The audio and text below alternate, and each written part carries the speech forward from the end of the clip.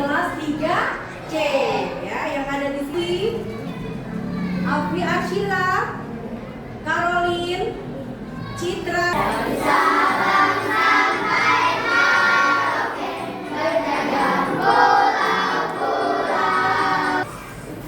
Ya, kenapa sih hari ini kita menyanyikan lagu dari Sabang sampai Merauke? Kenapa? Ada yang tahu nggak kira-kira? Apa hubungannya dengan yang kita pelajari hari ini? Ya, iya. Sudah tahu belum? Hari ini kita akan belajar apa ya? Bentang. Iya, bentang alam. Itu pelajaran apa? IPA. Ya, kalian suka tidak pelajaran IPA? Suka. Bagus ya. Nah, sekarang perkenalkan dulu ya, nama Ibu Sundari ya. Nah, ya. Ini ya, bentang alam. Nah, tujuan pembelajaran dari bentang alam ini adalah satu, mengidentifikasi ragam bentang alam di daerah Indonesia. Perhatikan dulu. Yang kedua, mengenal karakter tempat dengan bentang alam yang berbeda. Yang ketiga, mendeskripsikan bentuk adaptasi kita di lingkungan kita. Ya, karena memang kita harus tahu dimanapun kita tinggal, kita juga harus beradaptasi. Kenapa ya Indonesia itu berbeda-beda suku, berbeda-beda agama, berbeda pakaian adat. Indonesia kaya loh dengan budaya. Kenapa ya? Karena adanya bentang alam. Karena dengan yang berbeda-beda. Ada yang tinggal di gunung, ada nggak? Ada yang tinggal di pantai, ada yang tinggal di tepi laut, bener kan? Ada yang tinggal di daratan seperti kita, dan macam-macam. Itulah gunanya kita belajar tentang alam ya. Nah, lihat Indonesia. Wow, apakah kalian cinta Indonesia? Iya, Indonesia itu pulaunya banyak sekali. Berarti ragam budaya atau bentang alamnya luas sekali. Ya. Nah, coba kita lihat lagi ya. Nah, Indonesia ada dataran tinggi, dataran rendah, dan daerah pantai. Nah, Indonesia ini merupakan negara kepulauan terbesar di dunia, ya. Terdiri atas belasan ribu pulau, baik yang besar maupun yang kecil, ya. Jumlah pulau seluruhnya mencapai 17.499 pulau. Luas wilayah Indonesia yaitu 7,81 juta kilometer persegi. Terdiri atas wilayah daratannya itu 2,1 juta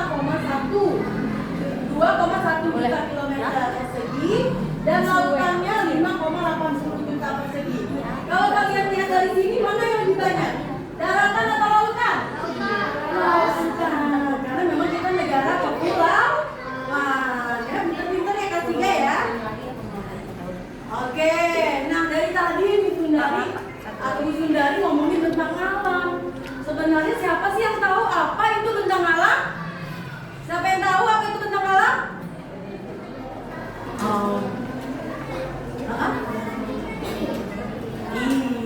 Oh iya, terima kasih, saya benar ya. Jadi bentang alam adalah bentuk permukaan bumi yang terbentuk secara alami tanpa campur tangan manusia. Karena gunung dari dulu ada gunung ya, tanpa bantuan satu doang ya. Iya, tanpa campur tangan manusia ya. Nah, lihat, ada ragam bentang alam di Indonesia. Pertama ada dataran tinggi, dataran rendah, pantai dan pulau, sungai dan danau, gunung berapi dan hutan tropis. Siapa yang pernah ke hutan? Siapa yang pernah ke gunung? Oh, pernah ke gunung apa saya? Oh, gunung yang ada di Jogja. Siapa yang pernah ke laut? Kamu ke laut mana saya? Oh, laut Jawa. Oh, ke Pandeglang, iya. Oke ya, nah itu benar ya. Ada sungai, ada dataran tinggi, Kita lanjut ya. Nah, kalau kita juga beradaptasi, kalian tinggal di darat. Kita beradaptasinya gampang di daratan, ya. Nah, lihat. Adaptasi, apa sih adaptasi? Nah, kita harus cek. Kalau menurut KBBI tahu nggak apa? Pinternya Kamus Besar Bahasa Indonesia. Adaptasi adalah proses penyesuaian diri terhadap lingkungan, pekerjaan, atau pelajaran. Karena dimanapun kita hidup, kita harus beradaptasi, harus menyesuaikan diri. Ya, misalnya kamu hidup di gunung, kamu pakai bajunya tebal atau tipis? Tebal, karena di gunung itu dingin. Kamu tinggalnya di dekat laut, pakai bajunya tipis atau tebal? Di dekat laut, tipis, karena biasanya di dekat laut itu suasananya panas. Ya, kita menyesuaikan diri, ya. Nah, ini ada adaptasi. Adaptasi berpengaruh juga dengan pekerjaan dan manfaatnya ya. Kalau di dataran tinggi, pekerjaan khas masyarakatnya biasanya wisata alam, terus ada kuliner, pembuat makanan khas daerah, dan bertani kopi. Kalau di dataran rendah biasanya pertanian, perkebunan, atau palawija atau disebut dengan agraris, ya, yang menghasilkan sayur mayur, ya. Terus kalau manfaatnya apa? Kalau dataran tinggi biasanya tempat istirahat, lahan perkebunan, taman industri, tanaman industri, juga wilayah resapan air. Kalau dataran rendah biasanya sebagai pusat industri, lahan pertanian, tanaman pangan, dan tempat pemukiman, ya. Nah, ini adalah adaptasi masyarakat di daerah gunung, ya. Di gunung itu juga ada yang tinggal di gunung, ya. Nah, bagaimana masyarakat beradaptasi untuk tinggal di gunung? Pertama, mereka biasanya bertani di lereng gunung. Makanya kalau kamu lihat lereng gunung itu biasanya hijau, ya. Bahkan di gunung-gunung itu biasanya banyak pohon-pohon. Ya, yang kedua, membangun rumah dari bahan kuat. Yang ketiga, memakai bahan tebal. Yang keempat, menggunakan jalan menanjak atau berkelok. Kalau ke gunung naik atau turun? Naik. Kalau jalan capek. Tapi kalau orang udah biasa di gunung, mereka sudah beradaptasi, ya. Nah, sekarang adaptasi masyarakat di daerah pantai. Biasanya kalau di daerah pantai itu bekerja sebagai nelayan, transportasi perahu atau kapal, memakai pakaian tipis dan ringan, membuat tambak atau kolam garam, ya. Pakaiannya harus tipis karena berang, ya, panas suasananya, ya. Nah, lihat adaptasi masyarakat di dataran rendah. Biasanya bertani dan berkebun, membangun pemukiman padat, memakai pakaian tipis, dan menjalankan usaha dan perdagangan. Nah, kalau kita tinggalnya di mana sih kita? Kalau Kota Tangerang ini apa? Dataran rendah apa? Pantai? Di pantai? Dataran rendah, ya. Nah, ini juga berpengaruh dengan budaya. Nah, budaya itu apa? Budaya adalah pikiran, akal budi, atau adat istiadat. Nah, atau sesuatu kebiasaan yang sudah mengakar dan sukar diubah. Biasanya sudah turun-temurun. Ya, itu namanya budaya. Nah, ini keragaman budaya akibat dan alam. Biasanya ada bentuk rumah. Rumah adat tahu? Nah, bentuknya juga macam-macam. Ada makanan khas. Misalnya kalau dari Papua, makanan khasnya apa? Papeda, ya. Nah, terus ada pakaian adat. Pakaian adat itu juga macam-macam. Ya, kalau di Jawa biasanya pakai kebaya. Nah, kalau kesenian daerah juga macam-macam. Kalau dari Jawa Barat ada tari jaipong, ya, macam-macam. Nah, sekarang kita lihat lagi nih pengaruh alam terhadap budaya. Pertama ada bentuk rumah, makanan khas, pakaian adat, kegiatan dan kesenian daerah. Nah, ini contoh-contoh rumahnya, ya. Nah, ini adalah contoh rumah di Flores. Namanya Saunede. Ya. Bentuknya seperti ini, dinding lapis kulit kayu, atapnya berbentuk kerucut. Nah, ini ada tujuannya. Ya, supaya mengalirkan air dan menahan udara agar hangat, ya. Dan di sini WRBO di NTT, atapnya juga kamu lihat, ya, bentuknya juga segitiga seperti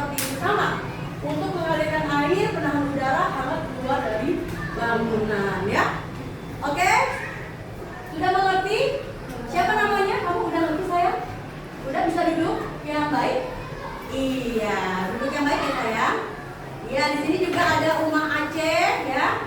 Juga ada apa kaki seribu. Sebelum lanjut, daripada nanti bengong-bengong, kita tepuk semangat yuk, bisa nggak? Bisa? Udah diajar tepuk semangat? Yuk. 1, 2, 3, go. Tepuk semangat. Semangat. Semangat. Harus semangat ya. Belajar di pagi hari jangan ngantuk ya. Kalau bisa semangat. Tadi pagi sudah sarapan belum? Udah. Ada yang belum? Nanti setelah ini kita sarapan ya. Kalau memang belum, kalian ada waktu buat makan kan? Iya. Nah ini dia.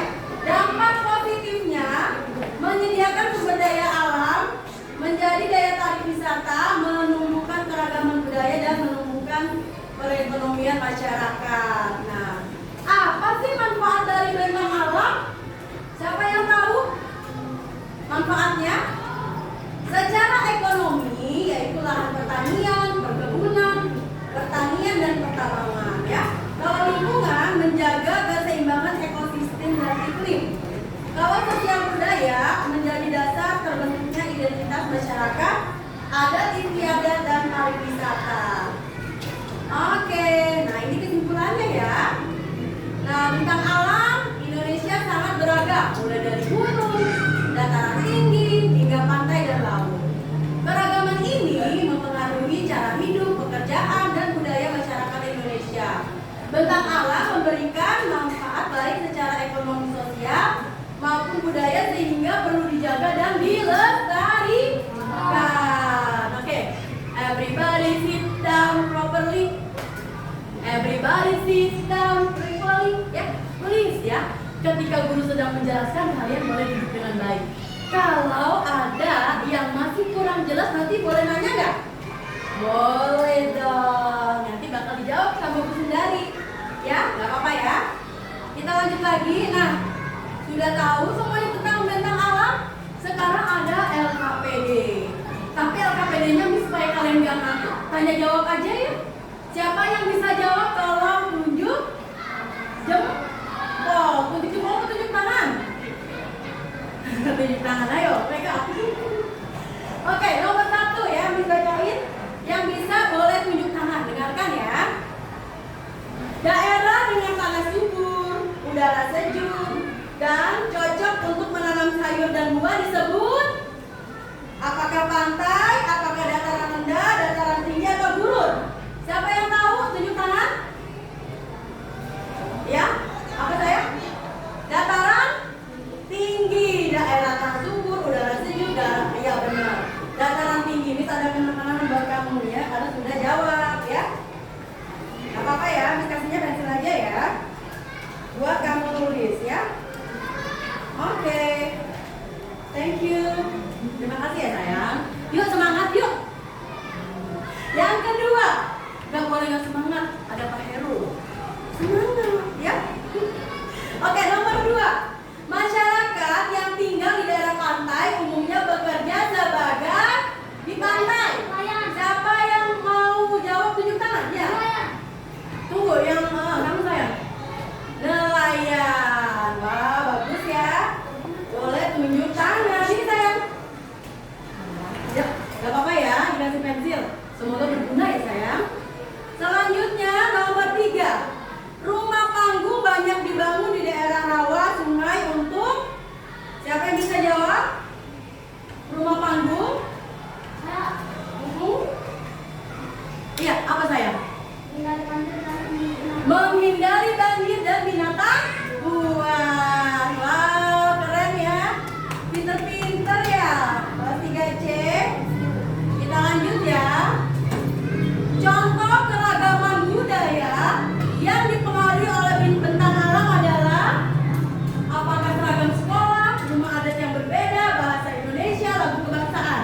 Siapa yang bisa? Kira-kira yang mana jawabannya? Boleh dua kali menjawab.